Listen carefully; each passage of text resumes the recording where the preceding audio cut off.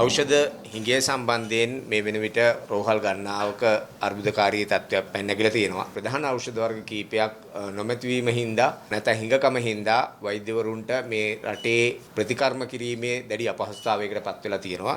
මේ ඖෂධ ගෙන්වීම සම්බන්ධයෙන් මේ ඖෂධ රජයේ රෝහල් වලට බෙදා දීම සම්බන්ධයෙන් සහ රෝගීන්ට බෙදා දීම සම්බන්ධයෙන් කරුණු කාරණා ගණනාවක් පහුගිය කාල සීමාවෙදී අපි නිරන්තරයෙන්ම දැක්කා සාකච්ඡාවට බඳුන් වෙනවා. හැබැයි අපිට තියෙන ප්‍රධාන ගැටලුව තමයි මේ වෙලාවේ මේ ඖෂධ සම්බන්ධයෙන් රජයේ ප්‍රතිපත්තිය මොකද්ද? රජයේ ඒ ඖෂධ සම්බන්ධයෙන් අරගෙන තියෙන ක්‍රියාමාර්ග මොකද්ද? මේ ප්‍රශ්නය ඇයි දිගින් දිගටම ඉදිරියට ගෙන එන්නේ සහ ඒ ප්‍රශ්නය निराකරණය කිරීමට රජයේ මැදිහත් වීමට මැලිකම දක්වන්නේ ඇයි කියන එක. පහුගිය දින කිහිපය ඇතුළත ඒ කියන්නේ ජනවාරි මාසයේ වෙනකොට අපි දැක්කා ඉන්සුලින් වල බරපතල හිඟයක් තියෙනවා. හැබැයි මේ හිඟේ දින කිහිපයක් ඇතුළත විසඳන බව ඔවුන් ප්‍රකාශ කෙරුවා. ඒ එක්කම ඒ ඉන්සුලින් වල හිඟේ නැති වෙලා ගියා. නමුත් ආපහු මාසයක් දෙකක් යනකොට අපිට පේන්න තියෙන කාරණාව තමයි නැවතත් මේ ඉන්සුලින් වල දැඩි හිඟයක් පවතින්න ගත්තා. රෝහල් වල විතරක් නෙවෙයි රෝහල් වලින් පිටත ෆාමසි වල දක්වා පෞද්ගලිකව මිලදී ගත හැකි ස්ථානවලත් මේ වෙනකොට ඖෂධ හිඟය බරපතල ලෙස තියෙනවා. ඉතින් අපි මේ වෙලාවේ බලාපොරොත්තු වෙන ප්‍රධාන කාරණාව තමයි මේ ඖෂධ සම්බන්ධයෙන් රජයේ මැදිහත් වීම ඉතාමත් ඉක්මනින් සිදුවිය යුතුයි. ඒ වගේම රජයේ මැදිහත් වීම හරහා මේ රෝගී සත්කාර ඉතාමත්ම කඩිනමින් කරගෙන යන්න අවශ්‍ය සහයෝගය ලබා දිය යුතුයි. වෛද්‍යවරුන් සහ රෝහල් කාර්ය මණ්ඩලයේ ඒ සම්බන්ධයෙන් යම්කිසි ආකාරයක අපහසුතාවයකට පත් වෙනවා නම් ඒ සම්බන්ධයෙන් ඕන් ක්‍රියාමාර්ග ගන්න ඕනේ. මොකද කතාව විතරක් මදි. කතාවෙන් එහාට වැඩ තියෙන්න ඕනේ. ඒ ක්‍රියාමාර්ග නිසි ආකාරව සිද්ධ වුණේ නැත්නම් වෛද්‍යවරුන් හැටියට ඉදිරියේදී බරපතල අපහසුතාවයකට පත් වෙනවා වෛද්‍යවරුන් මේ කරුණු කාරණා සම්බන්ධයෙන් අපිට ප්‍රතිකර්ම කිරීමේ ක්‍රියාමාර්ග ගනිද්දී. දෙවෙනි කාරණාව තමයි මේ සම්බන්ධයෙන් අපි පැහැදිලිව මීට ඉස්සෙල්ලත් සාකච්ඡාවේදී කියුණා. ඒ කාරණාව තමයි මේ වෘත්තීය ගරුත්වයේ වෘත්තීය සදාචාරය කියන එක ආරක්ෂා කරන අයුරින් කටයුතු කිරීම කියන කාරණාව. පසුගිය දිනයක අධිකරණයේ සිදුවෙච්ච යම්කිසි නඩු කටයුත්තකදී වෛද්‍යවරුන් ඊ타මත්ම අපහසුතාවයට පත් වෙන ආකාරයෙන් නීතිඥවරයෙක් විසින් කරන ලද ප්‍රකාශය සම්බන්ධයෙන් රජයේ වෛද්‍ය නිලධාරීන්ගේ සංගමය දැඩි අප්‍රසාදය පළ කරනවා. නීතිඥවරුන්ගේ වෘත්තිය ඊ타මත්ම ගෞරවනීය වෘත්තියක් වුණත් ඔවුන් කරන කාර්යභාරය ඊ타මත්ම ගෞරවනීය වුණත් සමහර නීතිඥවරුන්ගේ හැසිරීම සමහර නීතිඥවරුන්ගේ ක්‍රියාකාරීත්වය මම හිතන්නේ උසාවි නීති ශාස්ත්‍රයට ගැලපෙන්නේ නැහැ. අපි දන්න කාරණාව තමයි එම නඩු කටයුත්තේදී යම්කිසි දේශපාලඥයෙක් සම්බන්ධයෙන් ඔහුගේ ලියවිල්ලක් ඔහුට ලබා දෙන හොර වෛද්‍ය සහතිකයක් සම්බන්ධයෙන් කටයුත්තක් නිමිත්තක් කියවුණා. වෛද්‍ය සහතික සම්බන්ධයෙන් ඔවුන් ප්‍රකාශ කරනවා ලංකාවේ වෛද්‍යවරුන් ඉදිරිපත් කරන ආකාරය හොර වෛද්‍ය සහතික නෙවෙයි මේක ඇමරිකාවෙන් ඉදිරිපත් කරන ලද වෛද්‍ය සහතිකයක් කියලා. ඔහු හිතාගෙන ඉන්නවා නම් ඇමරිකාවේ නිකුත් කරන සියලුම සහතික හොඳ සහතික කියලා. ඒකත් ඔහුගේ දැනුම පිළිබඳව තියෙන ගැටලුකාරී තත්වයක්. ඒ වගේම ලංකාවේ ඉදිරිපත් කරන වෛද්‍යවරුන්ගේ වෛද්‍ය සහතික යම්කිසි ආකාරයකින් හිතනවා නම් මේවා හොර වෛද්‍ය සහතික කියලා ඒකත් ගැටලුකාරී තත්වයක්. මේ සම්බන්ධයෙන් මම හිතන්නේ යම්කිසි කතා බහකට ලක්විය යුතුයි. යම්කිසි කෙනෙක් පුද්ගලයෙක් හොර වෛද්‍ය සහතිකයක් ඉදිරිපත් කරනවා නම් උසාවියට ඒ ඉදිරිපත් කරන්නේ කවුද? කුමන ආකාරයේ වෛද්‍යවරුන්ද කියන එක ගැටලුකාරී තත්වයක්. එතකොට මේ ප්‍රකාශය ඉදිරිපත් කරන නීතිඥ මහත්මයා සමහර දේශපාලන පක්ෂවල දේශපාලන ගැත්තන් එක්ක එකතු වෙලා මේ වගේ ප්‍රකාශ කරන්න උත්සාහ කරනවා කියලා සමහර වෙලාවට අපේ සමාජිකත්වයේ අදහසක් තියෙනවා. මොකද ඒ සම්බන්ධයෙන් දැඩි අප්‍රසාදයේ පළ වෙනවා. ඒ වගේම මේ හොර වෛද්‍ය සහතික ඉදිරිපත් කරන සමහර හොර වෛද්‍යවරුන් ඉන්න පුළුවන්. මේ සම්බන්ධයෙන් නියාමනයේ විය යුතු තැන් තියෙනවා. නියාමනය කරන තැන් තියෙනවා. වෛද්‍ය සභාව වෙන්න පුළුවන්. ශ්‍රී ලංකා පොලිසිය වෙන්න පුළුවන්. ඒ වගේම ශ්‍රී ලංකාවේ සෞඛ්‍ය අමාත්‍යාංශය මේ ආයතන ගණනාවක් මේ සම්බන්ධයෙන් ක්‍රියාත්මක වෙනවා. ඒතකොට මේ ක්‍රියාත්මක වෙන ආයතන වලට මේ සම්බන්ධයෙන් යම්කිසි චෝදනාවක් තියෙනවා නම් පැමිණිල්ලක් කිරීමේ හැකියාව තියෙනවා.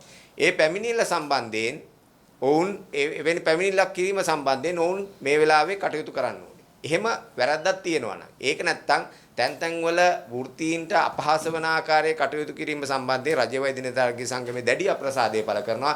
ඒ වගේම මේ සම්බන්ධයෙන් රජයේ වෛද්‍ය නිලධාරීන්ගේ සංගමය හැටියට ඔවුන්ගේ ශ්‍රේෂ්ඨාධිකරණයේ ලේකාධිකාරීවරයාට අපි මේ සම්බන්ධයෙන් ලිපියක් ඉදිරිපත් කිරීමට සූදානම් වෙලා තියෙනවා. ඒ වගේම නීතිඥ සංගමයටත් මේ සම්බන්ධයෙන් අපි කරුණු කාරණා ඉදිරිපත් කිරීමට මේ වෙලාවේ කටයුතු කරමින් පවතිනවා. මොකද මෙවැනි සමහර දේශපාලඥයන්ගේ හෝ සමහර කණ්ඩායම්වල උවමනාවට වෘත්තීය ගරුත්වයේ හැල්ලුවට ලක්වන ආකාරයේ ප්‍රකාශ කිරීම සම්බන්ධයෙන් රජයේ වෛද්‍ය නිලධාරීන්ගේ සංගමයේ සියලුම වෛද්‍යවරු ඊ타මාත්ම දැඩි අප්‍රසාදය එම නීතිඥවරයාට සහ ඔවුන් සම්බන්ධයෙන් කටයුතු කරන ආයතනවලටත් අපි ඉදිරිපත් කරනවා. මොකද එවැනි කටයුතු සම්බන්ධයෙන් මීට වඩා නීතිය ක්‍රියාත්මක විය යුතුයි. එවැනි හොර වෛද්‍යවරයෙක් හෝ යම්කිසි ආකාරයකින් වෛද්‍යවරු සහතික ඉදිරිපත් කරනවා නම් ඒ සම්බන්ධයෙන් ඇයි සෞඛ්‍ය අමාත්‍යාංශය ක්‍රියාත්මක නොවන්නේ? මේ වෙන විට එවැනි ආකාරයේ වෛද්‍යවරු 40000ක් විතර ඉන්නවා කියලා ඔවුන්ගේ ප්‍රකාශ වෙලා තියෙනවා. ඒ හොර වෛද්‍යවරු සම්බන්ධයෙන් සෞඛ්‍ය අමාත්‍යාංශය හැටියට, එතකොට ශ්‍රී ලංකා පොලිසිය හැටියට, මේ වෛද්‍ය සභාව හැටියට ඔවුන් සම්බන්ධයෙන් යම්කිසි ක්‍රියාමාර්ග ගැනීමට කටයුතු කරන ලෙස අපි ඉල්ලා සිටිනවා. ඒ වගේම මේ වෛද්‍යවරුන් රට යාම සම්බන්ධයෙන් කරුණු කීපයක් ඉදිරිපත් කරන්න ඕනේ. සෞඛ්‍ය අමාත්‍යවරයා පහුගිය දින කීපයේදී අපි දැක්ක ජනමාධ්‍ය තුලින් මේ වෛද්‍යවරුන් රට යාම සම්බන්ධයෙන් ඔහුගේ අදහස ප්‍රකාශ කරමින් සිටියා. එක්පසකින් ඔහු කියනවා වෛද්‍යවරුන්ට රට යන්න ඉඩ නොලබා නොදිය යුතුයි. ඔවුන්ට වෛද්‍යවරුන් රට යාම වැළැක්විය යුතුයි කියනවා. අනිත් පැත්තෙන් ලෝක සෞඛ්‍ය සංවිධානයේ යම්කිසි ආචාර්ය ධර්ම පද්ධතියක් කරා මේක නියාමනය විය යුතුයි කියනවා. හැබැයි අනිත් පැත්තෙන් ශ්‍රී ලංකාව තුල වෛද්‍යවරුන් සම්බන්ධයෙන් දැඩි අපහසුතාවයකට පත්වෙන ආකාරයේ ක්‍රියාකලාපයන් ගොඩාක් සිද්ධ වෙමින් පවතිනවා.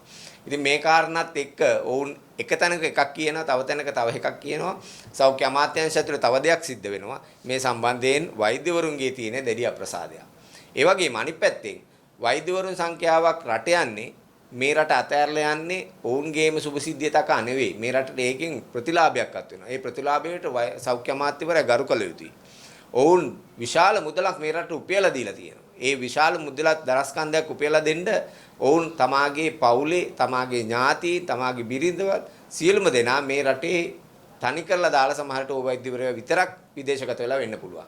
ඒ හින්දා මේ ප්‍රකාශය ඇතුළතදී අපි කාරණා කීපයක් සෞඛ්‍ය අමාත්‍යවරයාට ඉදිරිපත් කරනවා. එකක් තමයි මේ රටට ගැළපෙන විශේෂඥ වෛද්‍යවරුන් ප්‍රමාණය නිර්මාණය කරන්න අවශ්‍ය ප්‍රතිපාදන සෞඛ්‍ය අමාත්‍යාංශයේ අපේ ශ්‍රී ලංකාවේ පශ්චාත් උපාධි ආයතනයේට ඔවුන් සපයලා තියෙනවා. ඒට අවශ්‍ය ප්‍රමාණයට ප්‍රතිපාදන සපයලා තියෙනකොට අපිට පුළුවන් මේ රටට අවශ්‍ය සහ විදේශ රටකට සැපයීමට අවශ්‍ය වෛද්‍යවරු සංඛ්‍යාවක් නිර්මාණය කරන්න හැකියාව තියෙනවා. එතකොට ඒ හැකියාව හරහා මේ රටේ වෛද්‍යවරුන්ගේ පුරප්පාඩු ප්‍රමාණය වගේම අපේ රටේ යම්කිසි ආකාරයකින් විදේශ විනිමය උපයන්න පුළුවන් වෛද්‍යවරු විදේශගත වීමට කැමති වෛද්‍යවරුන් මේ රටට විදේශ විනිමය ගෙනීම සඳහා යම්කිසි ආකාරයකින් ප්‍රයෝජනවත් කාර්යභාරයක් ඉෂ්ට කරනවා. ඉතින් මේ කරුණු කාරණා දෙකම සැලකිල්ලට අරගෙන මේ රටේ සෞඛ්‍ය ශාස්ත්‍රයේ වගේම මේ රටේ වෛද්‍ය අධ්‍යාපනයටත් අවශ්‍ය ප්‍රතිපාදන වෙන් කරලා ඒ කාලීනව ඒක යාවත් කාලීන කරලා ඒ සඳහා අවශ්‍ය විධිමත් ක්‍රියාමාර්ග ගන්නා ලෙස සෞඛ්‍ය අමාත්‍යවරයාගෙන් අපි ඉල්ලා සිටිනවා. මම හිතනවා සෞඛ්‍ය අමාත්‍යවරයා ඒ සම්බන්ධයෙන් දැඩි අවධානය යොමු කරයි. තැන් වල එකක් පරස්පර විරෝධී ප්‍රකාශ කරනවා වෙනුවට. ඉතින් ඒ හින්දා නැවතත් අපි ඉල්ලා සිටිනවා සෞඛ්‍ය අමාත්‍යවරයාත් සෞඛ්‍ය අමාත්‍යාංශයත් මේ සම්බන්ධයෙන් විධිමත් වැඩපිළිවෙලක් රටට ඉදිරිපත් කරයි, වෛද්‍යවරුන්ට ඉදිරිපත් කරයි කියලා. ස්තුතියි.